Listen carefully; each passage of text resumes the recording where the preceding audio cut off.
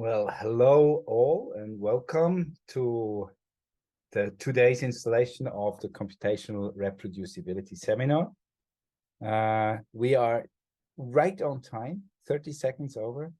I think we'll wait for another additional 2 or 3 minutes, and then we will give the floor to our today's speaker. Thank you so much, and thank you so much for providing me with the opportunity to present in this forum. I will just go through the usual difficult tasks of trying to share my screen and hoping that this ends up working. With a bit of luck, you will now see the title slide of my lovely presentation.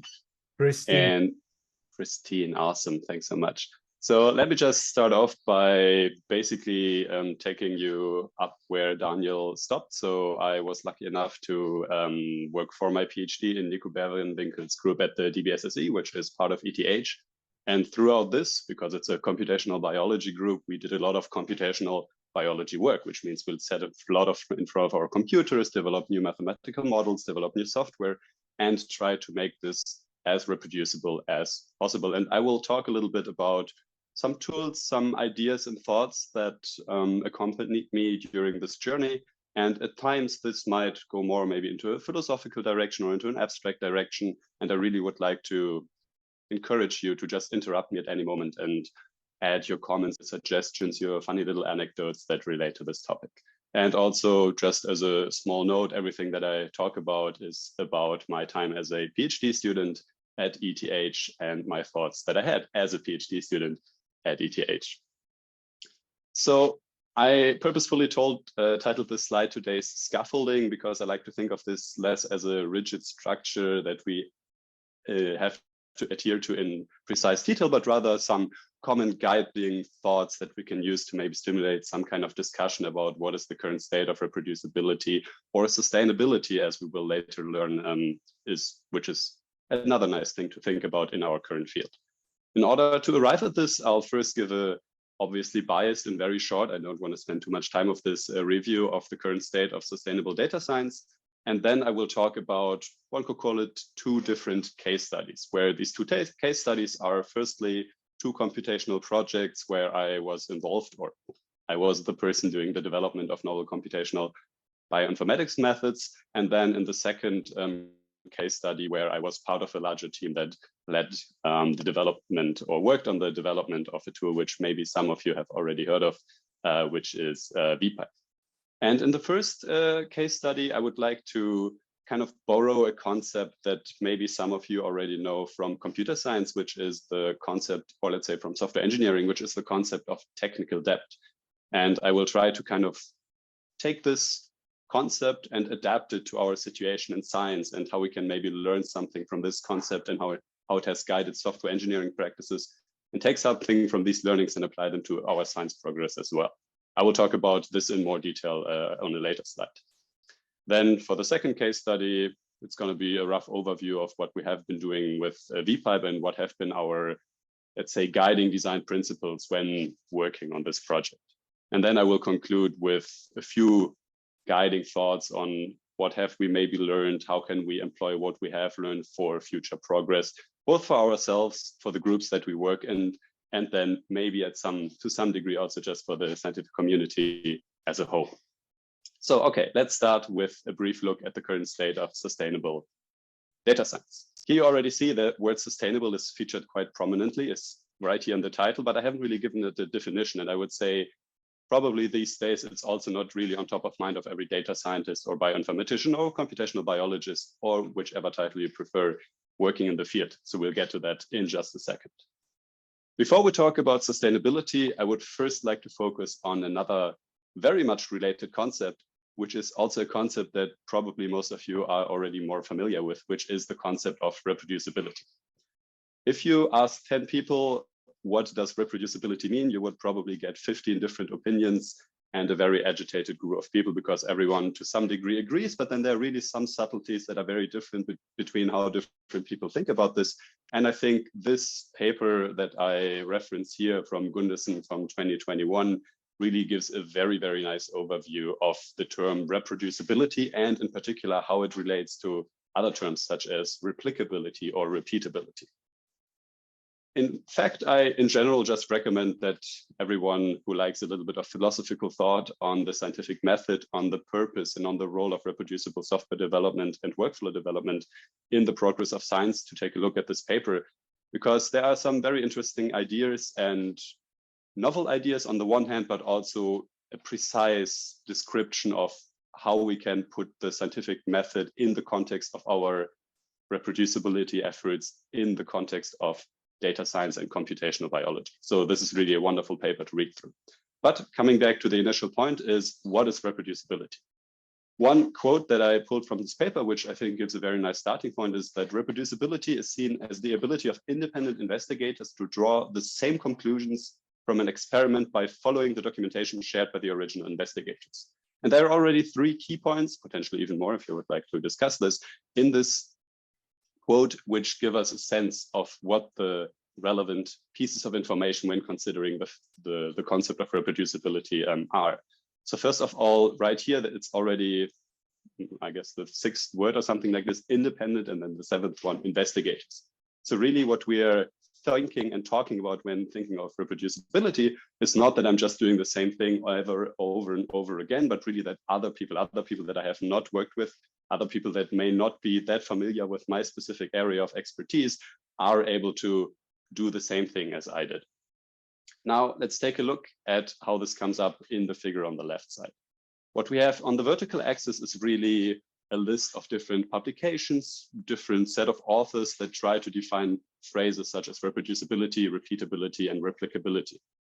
And on the horizontal axis, we have different components of what your usual workflow when creating a new scientific project, all the way towards finishing it and publishing the paper are. So for example, we have some things like the investigators all the way on the left. If this is too small, I apologize. You will then just have to believe me. We have concepts such as the investigators conducting the study all the way on the left side, and then the interpretation, the final conclusions that we can draw all the way on the right side of the presentation. Marked in red are things which, according to the authors, are different between the original experiment and the reproducibility experiment. And in blue are things that are supposed to be the same between the original and the reproducibility experiment. So for example, just in the top line, we can see that all the way on the left, we have a red square. It's not a square, rectangle, which means that the investigators for the term of reproducibility as defined in this particular publication ought to be different between original and reproducibility experiment.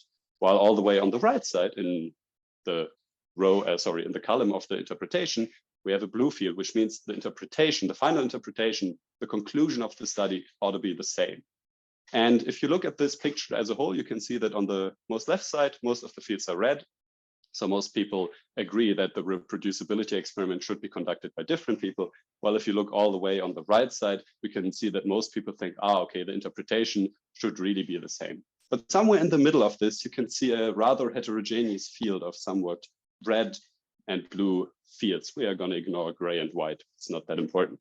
And what these basically tell us is that it is not really clear for the term of reproducibility of if you have to use exactly the same data, if you have to use exactly the same set of tools, if you have to use the same measures of accuracy. Do you need to all use the t-test or your other favorite statistical test to check if your 2 groups are maybe different or not? Some people say, yeah, you have to use exactly the same thing in order to be able to reproduce this experiment.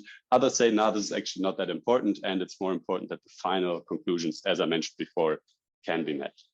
There's a lot more to this that we could go into detail, a lot more, and I would like to, but I think this is not the scope of this. But again, I would wholeheartedly recommend reading this nice paper by Gundersen from 2021. It's really a treat. But this is reproducibility. We can already see it's not that obvious, not that trivial what it really means, but we can see it's on top of mind of people. Everyone thinks it's important. So maybe it should all be good, right? Because we all think it's important. We all adhere to it, so everything's great. Well, not so much. I guess the reproducibility crisis in various different fields, ranging from obviously like psychology or even quantum mechanics, all the way into maybe the field that we are all more familiar with, like computational biology, really is an issue, right? So this reproducibility crisis basically refers to the fact, and wavy definition now, that a lot of the results that we get in various papers, sometimes even correlated with how surprising and insightful they are, cannot be reproduced, indicating that maybe there was some fault in the methodology, or maybe the initial hypotheses are wrong, maybe there was an issue in the data collection and so on, or simply not enough documentation was shared in order to allow other people to actually reproduce this experiment. So in this particular example called the Reproducibility Project, Cancer Biology, they surveyed 193 experiments from over 50 papers and checked various steps of the experimental workflow that would be needed in order to fully reproduce everything presented in this paper. And they saw that only, for example, 2% of the experiments actually had open data available, which is crucial in order to reproduce this in a computational sense. And they had other various key statistics, but the main point here really was we're not doing too great, and there's a lot of potential that we can aim for, or there's a lot of value, a lot of challenges that we still need to overcome. And one initiative in this direction was proposed in a recent Snakemake publication from 2021, where it was argued that instead of only looking at reproducibility in it itself, which is a crucial component, so it is a necessary condition for achieving truly sustainable, that is, long-term success in data science and computational biology, we also need other factors besides reproducibility. And in particular, it was argued in this paper that beyond reproducibility, we also require adaptability and transparency. And I will talk about what these terms mean and how they relate to the various other levels of this hierarchical model at a later slide. But the main point I want to make here is, and this was already in the title, how do we get towards sustainability, that is, long-term successful reproducible data science? Well, we have to obviously consider reproducibility, but there are other important factors that we also need to pay attention to. Now I would like to go into more details about these various concepts that I have mentioned so far by talking about two of the projects that I worked on during my studies in Nico Berenwinkel's group at DBSSE. The first one, again, I could talk about the various technical details of these two projects in far too much time for anyone actually wanting to listen to, so I will try to really keep the statistical technical details to a minimum. If you're interested in this, do obviously feel free to ask about it either now or after the talk. The first project that I worked on was called Identifying Cancer Pathway Dysregulations Using Differential Causal Effects. So it's more in the causality realm of statistics. And the second one is called Coherent Pathway Enrichment Estimation by Modeling Interpathway Dependencies Using Regularized Regressions. So this was more in the regression, GLM, and so on realm of statistics. So you can see it's both clearly related to statistics and computational biology, also both related to oncology, but in a statistical sense, at least different enough to maybe give different perspectives onto the ideas of sustainable and reproducible data science. So as every aspiring PhD student with these two projects, well, I maybe slightly polarizingly phrase it was to develop novel computational methods. Of course, there's a lot of other stuff, better the world and so on, that's important. But let's say in both cases, the development of a novel tool to deal with the new heterogeneous challenges of cancer oncology, this is an oxymoron maybe, was really the end goal of the process. And the one was called DCE, differential causal effects, on the left side, and then the other one was called PAREC, pathway regressions, on the right side. And there are various differences between these projects, but as the keen viewer and listener of you might have already noticed, is that there are two bullet points on each side which are marked in bold and which are actually the same in both projects, which is produce robust, well-documented software packages and make the reproduction of all presented results, that is the results presented in the final scientific publication, as trivial as possible. So really, while the technical, statistical, mathematical requirements for each of these projects were rather dissimilar, so separate, the goal that I had for myself was that in both cases, I really wanted to make the software engineering and being able to distribute the package to different people and making it reliable, robust, adaptable, transparent, and so on, reproducible. I mean, really a core of my efforts. And before I get to that, well, there are some more details if anyone wanted to talk about this, but for now I'll skip them. Just rest assured, this really cool causality rocks. Also, this is a really cool generalized linear models rock. Objective functions are cool. You can just put anything in there and everything crashes, and then you need to debug it. Good times. But what we want to focus on is not the statistical finesse involved in these projects, but rather how can we use sustainable workflows as our trusty companion in this endless journey of science that we are just always on as we strive throughout our professional and personal lives, of course. And the first thing that you really need to be aware of when you think of this, and also for me in the beginning when I started my PhD, this was a thought that was rummaging around my mind a lot, is that sure, if I organize my projects as workflows right from the get-go and I do not succumb to having a little bash script here, having a little bash script there, having maybe a README over here, but everything is disconnected, and then suddenly someone asks me, oh, so this result that you generated 2 months ago, could you maybe rerun this with our new data set or for a different choice of parameters, would not end up with me saying, oh yeah, sure, I parameterized everything wonderfully. Just give me your parameters. I'm going to click this one button and everything runs. It would be more like, oh yeah, right. Do I even have this code? Is it checked into version control? Let me check if it even runs. Oh yeah, I updated this dependency. Actually, now it's not supporting this function that I used. So now I need to downgrade my dependency, but for this, I need to downgrade my version of R.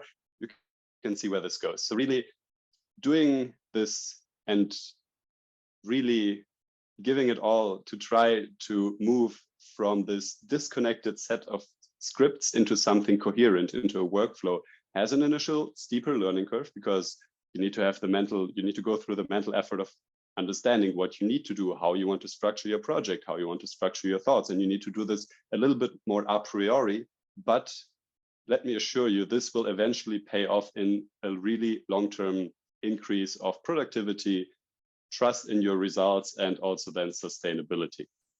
And this is what I want to aim at with the second point that I made here, which is that organizing your workflows or organizing your projects into workflows enables rapid iteration because you can just quickly change things, re-execute the whole workflow, and you can be assured and you can be confident that the results you get are not changed due to random fluctuations of some software version or maybe some code change that you did but then forgot about, but you can really be confident that what you're doing makes sense and is correct under certain assumptions, of course, that can also be discussed. So really, again, because I talked about technical debt beforehand, here I want to draw the analogy to test-driven development or testing in software engineering, where if you work on gigantically big projects in at least up-to-date and contemporary software engineering guides, you would always want to do continuous integration and testing every single time to see that what you're doing is right. And this is much, much easier also in the scientific context if you think of these automated workflows. And now let's take a step back. I see it's 5:21. Okay, so it's not too bad yet. Just interrupt me whenever I should stop. And now let's talk about this concept of scientific debt, which I would like to think of as a notion of technical debt, which was borrowed from, well, I guess it's Ward Cunningham's beautiful thoughts on technical debt in the context of computer science. So maybe a quick recap or initial introduction, depending on what your background is, on what technical debt is. Again, a little bit hand wavy. We can talk about the details later on if needed. And the point really is, and again, this now also relates just to different ways of structuring software development in general. So for those of you with that background, maybe you like to think of the waterfall model, the incremental model, or the iterative model. For those of you where this, for those of you to whom this doesn't mean anything, just ignore it. We basically need to think of how much effort do we put into planning before we actually start developing, and how quickly do we just start developing without completely understanding our problem. And the thing is that if you first plan everything and then start developing, hopefully you're going to do everything right on your first try, but you're also going to spend a lot of time planning without actually producing any product, or in our case, without producing any scientific output. And on the other hand, you have this iterative process where you will already start developing and programming with only partial knowledge of the problem at hand.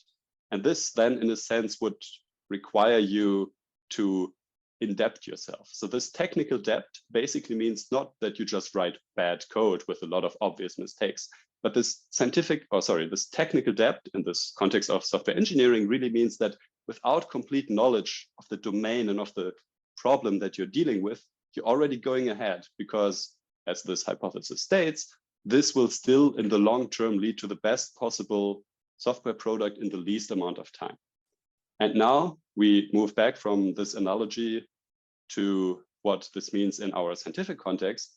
In the scientific context, I would argue it's just impossible to prior start with a perfectly sensible plan where everything is already thought out and makes sense. I would say that scientific progress is inherently iterative, meaning you prototype, you play around, you go on explorational tangents to find out they don't lead anywhere, but this is just the course of science, right? So this technical depth that we see in the iterative process of software engineering is just an inherent property of our scientific progress and our iterative approach to doing science. So in this case, I then just thought, okay, I'm just going to call it scientific depth for now, so I don't have to say technical depth, but in the context of science the whole time. And in this metaphor, depth really means that in the beginning, you're kind of going into debt, meaning you're borrowing money in this analogy, which means you're just programming something without knowing the full scope of your problem. And then as the project moves on, you kind of have to pay the interest on your debt, meaning that, oh, now my knowledge of the problem evolved. Now I know that what I initially did is not perfectly aligned to what the current needs are. So now I need to refactor my code. Now I need to think new about the way that I structured my program, my computational method, and so on. And this is the depth. So this constant rethinking and the need to refactor your code is the depth that I was talking about. In the scientific context, the scientific depth would then be, okay, maybe our assumptions changed. Maybe instead of single cell data, we maybe should look at bulk data because we have too many dropouts, or maybe the variance of our expression matrices is too large. And if we use bulk data, maybe we can look at something else and this makes more sense. But if you now have not structured, and this is the main point that I want to make, if you have now not structured your whole project in a workflow which enables you to quickly iterate, which enables you to just change something in your upstream analysis and then rerun everything as you wanted to do it before, you will run into a huge problem, because now you're kind of changing some things and you need to rerun your bash scripts and you need to contact some collaborators again, and you maybe have some portability issues and so on. And it's all just going to be a whole lot of headache for you to figure out how to resolve this.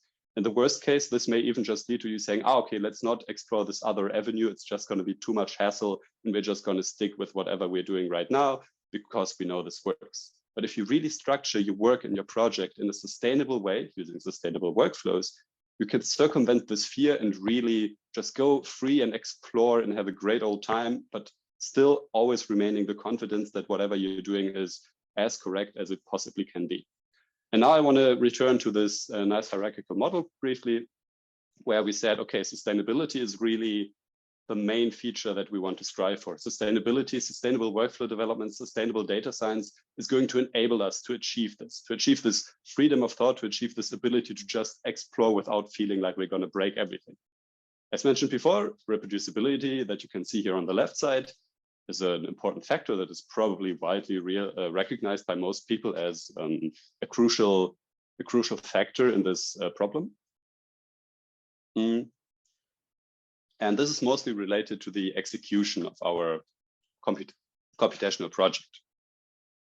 But in addition, this paper from 2021, a recent Snakemake publication, also postulates that features such as adaptability and transparency, adaptability being related to the modification of your workflow and transparency being related to the understanding of your workflow, are similarly crucial to attain sustainable data sets. And there are 6 underlying factors that we connected to these 3 concepts of reproducibility, adaptability, and transparency. In the case of reproducibility, this is mostly related to automation, scalability, and portability, where automation simply means if you want your project to be useful for yourself, to be useful for other people. Initially in the introduction, we saw reproducibility really requires other investigators to make use of your project. It needs to be automated, meaning there cannot be this mental burden of, oh, I have to execute these 20 different bash scripts in just the right order in order to get the result. No, you really need to, in the best case, have a single Snakemake, whatever. Now maybe a little bit prejudiced towards Snakemake, so a single Nextflow invocation in order to execute your whole workflow without needing a lot of manual intervention, because that just is, again, very error prone and could lead to manual user errors. Secondly, scalability. In order to be reproducible, we need to be scalable. This means various things. Let me just, in this context, say scalability refers to the ability of running your workflow on maybe your initial data set, maybe on the data set that your one collaborator gave you, but your workflow must have the ability to scale up, meaning that once, maybe throughout time or by acquiring new collaborators, you acquire more and more samples, your workflow cannot simply say, nah, sorry, only work with this order of magnitude. Now you give me 10 times more. That's not it, not going to work with it. So really your workflow needs to be able to scale up through parallelization or other programming techniques. And thirdly, in terms of reproducibility, it needs to, your workflow needs to be portable. Portable basically means that, okay, your workflow depends on other software packages, programming languages, their dependencies, and so on. And if you want to run your workflow on your own machine, this is all great and fine. But if you want to run your workflow on maybe your collaborator's machine, or maybe suddenly, together with scalability, you want to move to a high-performance computing cluster and run it on there, all your software dependencies need to be installed and need to be available there as well. So portability is also a crucial requirement of reproducibility. In terms of adaptability, so the modification of your scientific or computational workflow, we think of scalability and portability again, right? If you want to modify the workflow, maybe first of all, why is this important? Well, you create your workflow, you write your paper, you're done with it, that's great. But now someone else wants to also make use of your workflow. And usually this does not involve them running exactly the same analysis as you did, but usually this would involve them maybe taking your workflow and adapting it to whatever their particular needs are. If they can't do this, well, they're not going to use your workflow and you haven't really contributed. Okay, this is, again, a slightly strong statement, but I'll make it anyway. You're not really contributing to sustainable data science because they cannot reuse the results that you produce. So your workflow needs to be adaptable. That is, other people need to be able to take it, modify it to their custom needs. Scalability and portability, I would say, naturally makes sense, right? It needs to scale up to larger data requirements, which other people might have. It needs to be portable to the machines that these other people use, which will not be your machines. And then at the same time, the workflow needs to be readable. And this means the people that want to adapt your workflow need to be able to understand it. They need to be able to go through everything and make sure it makes sense and understand where they can place their modifications. So things like code formatting, linting, and so on would fall into this factor as well. And then thirdly and lastly, and I'm at 5:31, so I hope this is still all right. Thirdly and lastly, we have transparency, which is really related to the understanding of the concept of the workflow that you're dealing with. Again, in order to understand it, obviously you need to be able to read it. You need to go through the code and see what's really there. And this also then relates to traceability. Traceability really means that all the tools, all the pieces of code that you wrote, all the parameters that we used, all the tool versions, everything needs to be precisely documented for a run of your workflow in order to make people understand what is involved in running your workflow. Because, well, there's more in-depth discussion to be had here, but I'll leave it at this for the sake of time. And then obviously documentation. So people, for example, more high-level end users that are not your power bioinformatician hacking in Perl all the time on the command line users need to be able to understand what your workflow is all about without digging into the code. So having a proper documentation which details on a more high-level abstract level what your workflow is doing is also crucial in order to achieve this transparency. And then once we have looked at scientific workflow development through the lenses of reproducibility in terms of execution, through the lens of adaptability in terms of modification, and then in terms of transparency as understanding, we have some hope that we can move towards sustainability and truly try to strive towards this vision of sustainable data science. What could this look like in practice? So here, I really don't want to say that this is the best and perfect and only way of doing this. I just want to highlight a few things that if you try to follow some of these guidelines, you will end up with beautiful GitHub repositories where you can use GitHub Actions to have automated testing and automated linting and code formatting of all your different files included in your projects.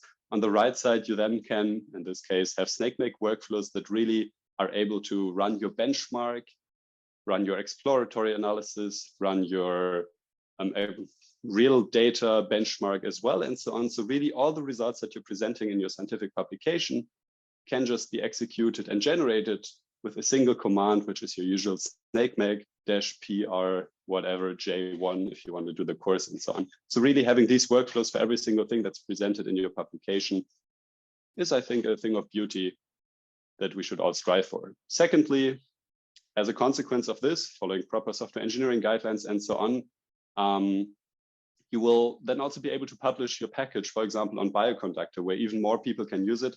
And then here on the right-hand side, you can also then write beautiful documentation with examples and references and API documentation and so on.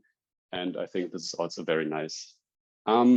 In terms of time, I don't know if I should stop now for the discussion or if I should continue with the second part, whichever you prefer, Daniel. I think it's okay to go on for another 6 to 8 minutes and then have the discussion afterwards, okay? Perfect, thanks. So now that we're done with the first case study, let's take a look at the second case study, the next generation of VPipe towards sustainable data processing workflows.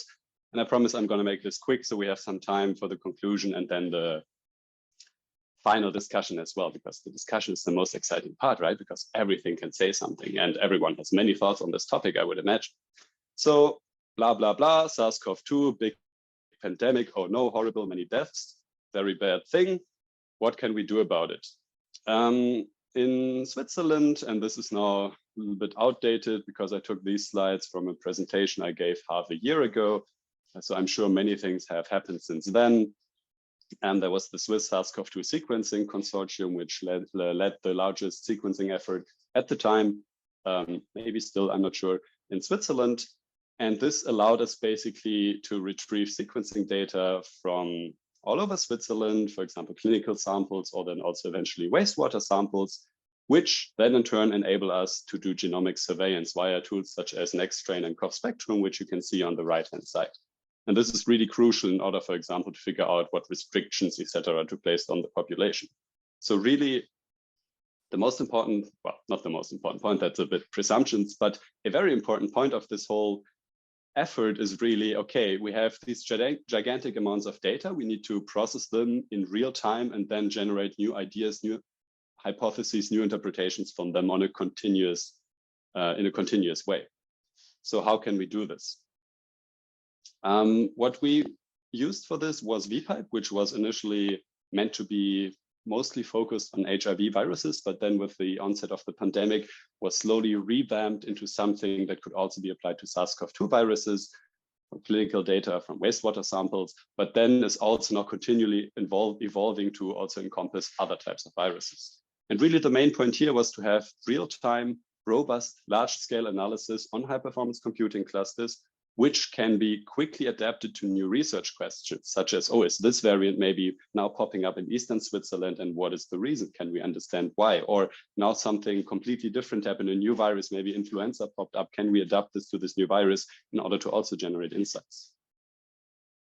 And this is just what I mentioned. Again, you can see now a subset of the hierarchical model that we talked about. And I will just very briefly mention some of the things that we paid particular attention to when designing VPipe. In terms of reproducibility, that is the execution. For automated testing, we simply made sure that every modification that we applied to the workflow would not lead to random errors, which could then shift our analysis results in unexpected ways. But by employing automated testing, we really made sure things were going okay. In terms of portability, we employed Docker containers to handle, together with Bioconda and Anaconda and so on, in order to handle portability, because we would not only envision us running this in our own clusters, but also would like to have other people make use of this resource and use it. In line with that is, in terms of adaptability, our virus-specific configuration files, which just make it very easy to not only use this for HIV and SARS-CoV-2, but for example, also to influenza viruses and so on. And then we also wrote tons of helper scripts for importing samples from things like GIS8 or submitting them to various other resources. And then in terms of transparency, we made sure to have up-to-date dynamic documentation available on the web, also tested continuously, so we can make sure that other people that want to use the pipeline can do so. And they can be updated on our project website and also on our mailing list. So this went all great, mostly all of it, whatever, was applied in various projects, still doing great, still being worked on. That's amazing. But what now? I guess I have like 1 or 2 minutes, so I'm going to make this somewhat quick. What now? Well, what can we do going forward with these ideas of, okay, reproducibility is maybe not enough on its own to really get us out of this reproducibility crisis and to propel us towards a future where we can have some sense of sustainable data science and sustainable computational biology. What can we do? Well, we should focus on this, or one suggestion, let me phrase it like this. One suggestion would be to focus on this hierarchical model where we said that in addition to reproducibility, we also need to have adaptability and transparency and all the different sub-factors that involves. And this is not a small task. This is a big effort that is required by every single one of us and in all the groups that we're working in. So really, this is not a thing where you just say, oh yeah, now we do sustainable data science, and then the next morning you wake up and everything is amazing. No, this will require many small steps where in every decision that you take and every thought you have and every little new project that you start, you can kind of shift towards a more sustainable thinking of data science and computational biology. Because these incremental actions then will lead to hopefully some long-term success and also prevent the early burnout where you suddenly notice, oh no, I need to start a new project. I need to set up a new Snakemake directory. Oh boy, no, I'm not even going to do it. No, this is what we want to prevent. Secondly, sustainable research is not a binary decision. You're not either doing sustainable research or you're not doing sustainable research. This is a gigantic spectrum from, well, doing everything in tiny scripts where nothing is really automated, all the way to having maybe something like vpipe where you use GitHub Actions, continuous integrations and automated testing and pre-commit hooks and whatever to ensure the best experience for both developers and users. No, really, again, there are many small steps you can take and we can discuss them as well, and they will all try to nudge you in the right direction. And what I mean by this is really that instead of focusing on individual single things and forcing everyone to do them, you will just make everyone unhappy. But instead, it's more like a mindset that you can change. So you can really try to foster this culture of reproducibility for yourself and also for the group that you're working in. And one important thing for this is, of course, you need to choose your favorite workflow management system. Now we can talk 2 hours about this topic. I will not, for the sake of you, and just say that I'm a big fan of Snakemake. Potential disclaimer, I worked on Snakemake, I published with Snakemake, but I think it's great, but I'm obviously biased. But make sure you choose a workflow management system that you're happy with and that you like.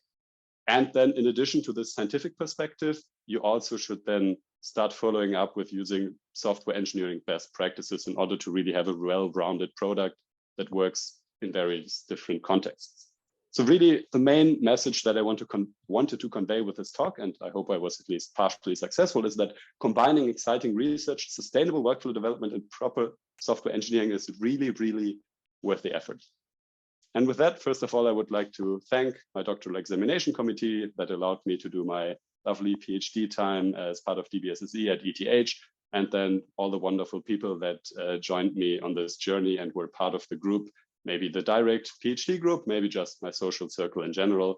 Thank you all very much for being on me with this journey. And with that, also, thank you very much for listening to me. If you want to reach out after this talk, you can reach me on GitHub, Twitter, via email, really whatever you want. Thank you very much.